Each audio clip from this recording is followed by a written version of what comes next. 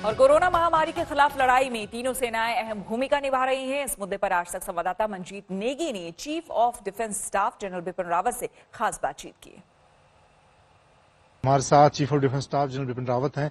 General साहब, किस तरह की कार्रवाई तीनों सेनाओं की तरफ से इस वक्त जो कोरोना की महामारी पूरे देश में चल रही है उसकी की जा रही है?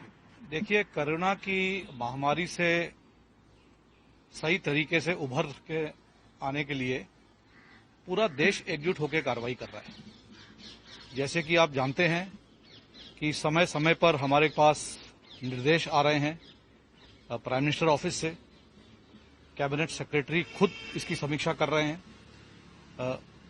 उनकी मीटिंग में भी हम शामिल होते हैं और वहां से जिस तरह के आदेश आते हैं, इन आदेश का हम सही तरीके से पालन करते हैं। और इसके साथ साथ ministry of health and family welfare द्वारा जो निर्देश दिए जा रहे हैं, इन पे हम सही तरीके से अमल कर रहे हैं। हमने जो हमारे को मेडिकल के लिए जो किट की जरूरत थी, वो भी हमने प्रोक्योरमेंट शुरू कर दी है। जैसे कि हमारे हॉस्पिटल में हमारे को वेंटिलेटर्स की जरूरत थी, कुछ personal protective equipment and clothing, खास करके मेडिकल के लिहाज से इसकी हमने डिमांड दे दी गई है और ये हमारे पास आने शुरू हो गए हैं। तो मैं कहना चाहूंगा कि इस वक्त हमारे पास किसी चीज की कमी नहीं है, पीपी या वेंटिलेटर्स या सैनिटाइजर्स या अन्य कोई इक्विपमेंट की। और हमने अपने जो हॉस्पिटल तैयार किए हैं कोविड के लिए, खासकर अपने देशवासियों के लिए, ये अलग हॉस्पिटल हमने तैनात किए हैं पूरे रीजन में, north, south, east, west, centre में। इसकी समीक्षा हमारे रक्षा मंत्री ने भी ली थी।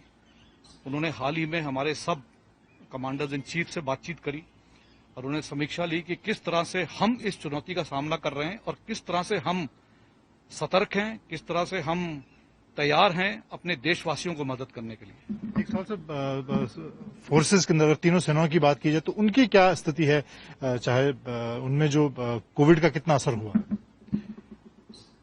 देखिए, हमारे जवानों को भी कुछ कुछ हद तक असर हुआ है, लेकिन क्योंकि मैंने बताया हम लोग धैर्य और अनुशासन के साथ कार्रवाई कर रहे हैं, इसलिए हमारे में इतना ज्यादा फैलाव नहीं हुआ है। लेकिन फिर भी अगर हमारे एक जवान या एक अफसर को भी अगर कोविड से संक्रमित पाया जाता है, तो हमारे को उसके साथ अन्य जवानों को, अन्य अफसर लोगों को क्वारंटीन में करना पड़ता है। इसलिए हमारी कोशिश ये रहती है कि हमारा कोई भी जवान या अफसर इससे संक्रमित ना हो। लेकिन जहां जहां हमारे लोग संक्रमित हुए हैं, हमने वहां क्वारंटाइन की प्रक्रिया पूरी तरह से करी है। हमने अलग से क्वारंटाइन सेंटर्स बनाए हैं।